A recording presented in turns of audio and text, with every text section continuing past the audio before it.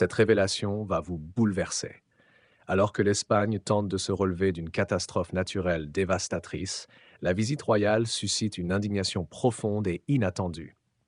Les habitants de Payporta, frappés par des inondations dévastatrices, ne se contentent plus de silence.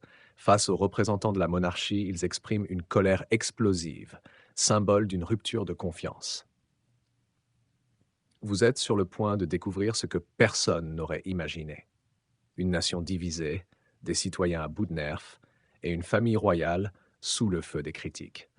Abonnez-vous pour ne rien manquer de nos prochaines analyses exclusives. Question du jour. Selon vous, la monarchie peut-elle encore incarner l'espoir et la solidarité dans un pays en crise?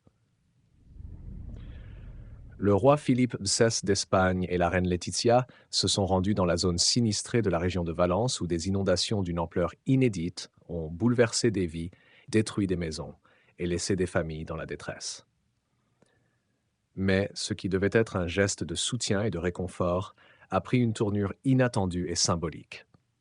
Loin des cérémonies officielles et des gestes de compassion bien orchestrés, les habitants, épuisés et indignés, ont exprimé leur rage face à une monarchie qu'ils jugent détachée de leur réalité et de leurs souffrances. À Paiporta, ville durement touchée par la montée soudaine des eaux, l'accueil réservé au roi a révélé un malaise grandissant. Philippe VI, accompagné de ses conseillers, a été pris à partie par des citoyens qui, au lieu de le saluer avec gratitude, ont crié leur colère, allant jusqu'à qualifier le roi et son entourage de meurtriers. Des mots lourds, choquants, qui traduisent un profond sentiment de trahison. Les habitants, pour certains en larmes, n'ont pas hésité à lancer de la boue et des détritus vers les membres de la délégation royale, manifestant une exaspération devenue ingérable.